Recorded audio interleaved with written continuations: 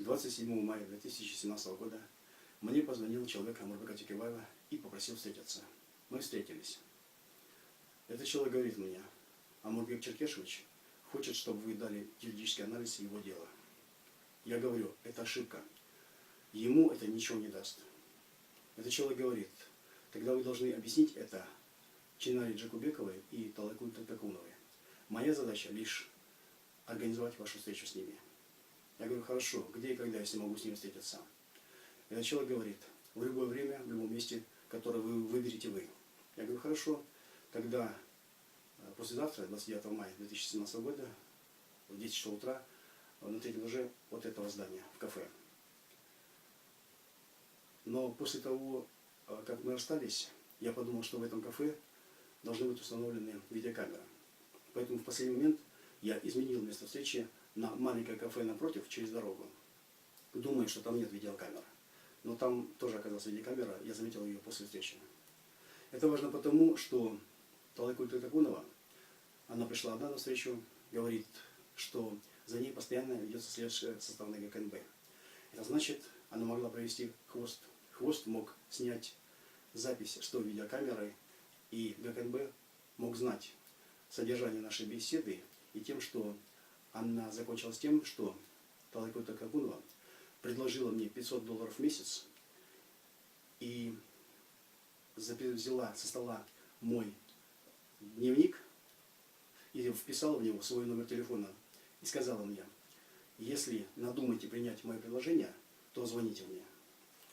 Я не собирался ей звонить, но ни она, ни ГКНБ не могли этого знать. Поэтому, когда 5 июня 2017 года, в день первого судебного заседания по уголовному делу по обвинению Амурбека Текебаева в получении $1 миллиона от Маевского, меня закрыли в психушку, то на следующий день, 6 июня 2017 года, я сообщил новостным сайтам 24KG и Cactus Media, что я допускаю, что это закрытие было продиктовано стремлением атамбаевской власти исключить мое участие в уголовном деле Текебаева. Кактус обратился за комментариями к Тактакуновой, и дальше Кактус описывает эту ситуацию так. Талайкуль Тактакунова ответила, что встречалась с Ринатом Медетбековым по его просьбе.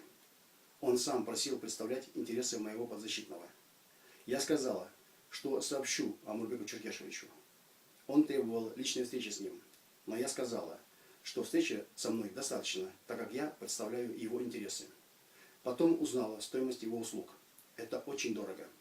Я даже не стал говорить о нем подзащитному, во сколько он оценил свои услуги.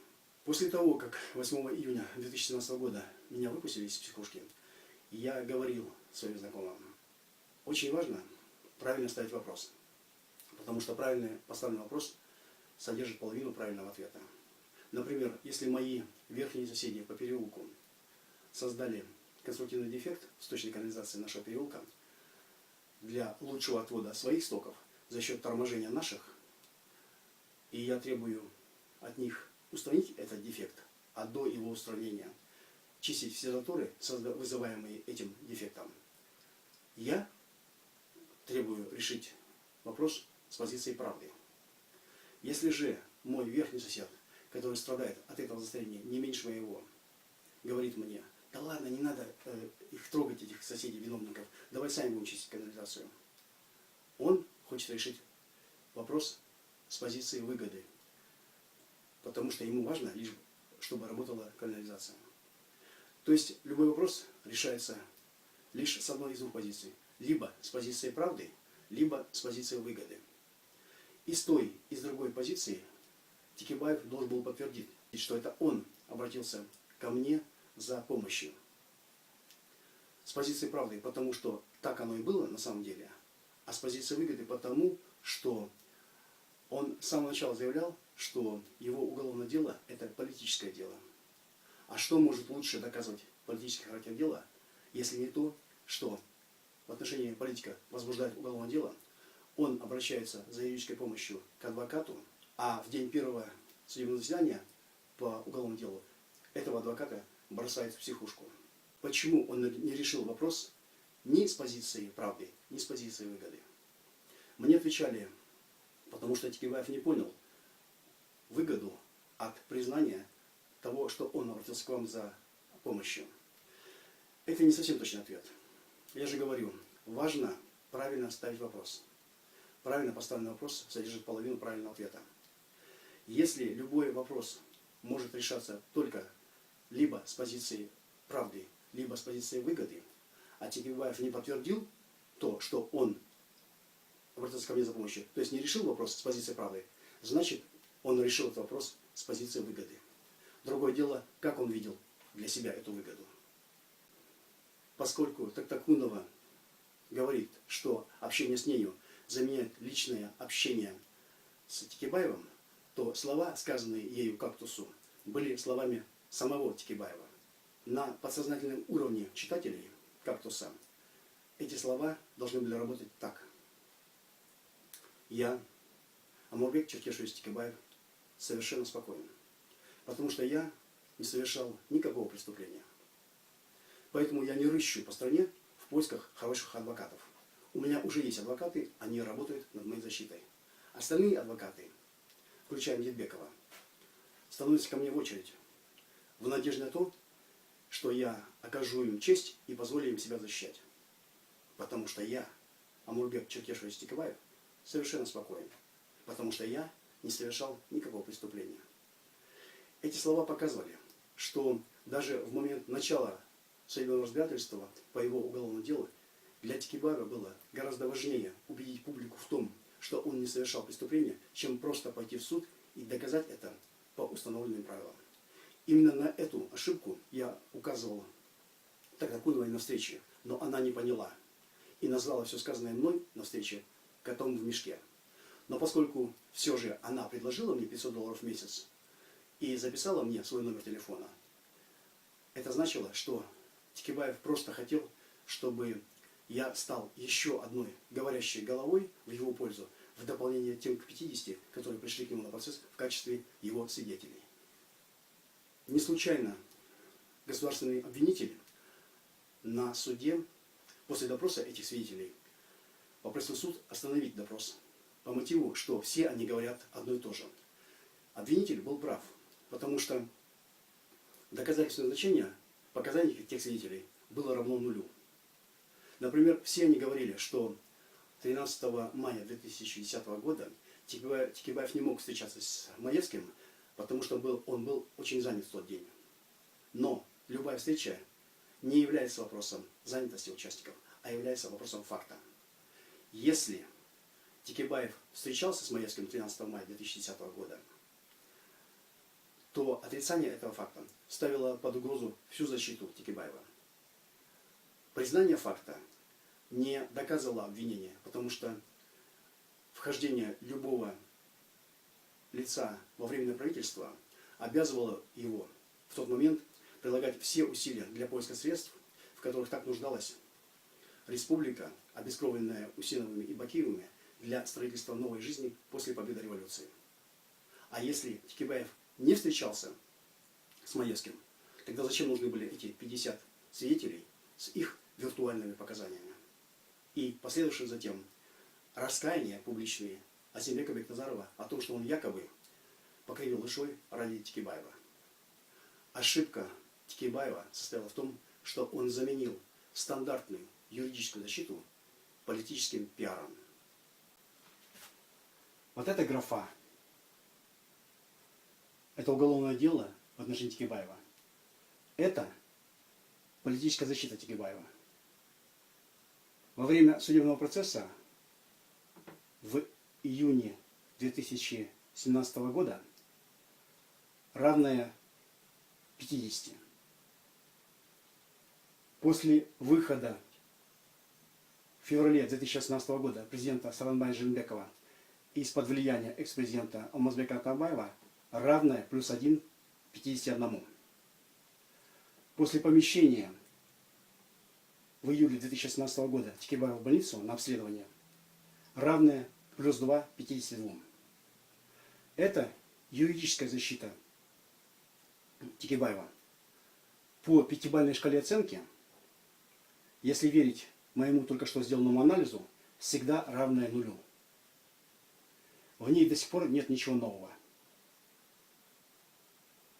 Это итоговая защита Текебаева, как произведение первой защиты на вторую, потому что Киргизская республика не правовое государство. По законам математики всегда равное нулю. То есть даже мощная политическая защита при отсутствии юридической защиты — это всегда стрельба из пушки по воробьям. Это графа «Мое административное дело об отмене незаконного решения о признании у меня паранойи». Это моя политическая защита. В том же июне 2017 года равная нулю. После потери экс-президентом Атамбаевым рычагов влияния на политические процессы в стране равная одному. После уравнивания моего административного дела с делом о восстановлении в должности Раима Матраимова равная двум. После контрастирования сейчас моего административного дела с делом Текебаева равное 3. Это моя юридическая защита. По пятибалльной шкале оценки, если верить моей вчера поданной административной жалобе на решение начальника управления Минздрава Тайматова Саната Кашакевича от 23 июля 2018 года, 5. Она всегда была такой. Это моя итоговая защита, как произведение первой защиты на вторую, по закону математики, равная в июне 2017 года нулю.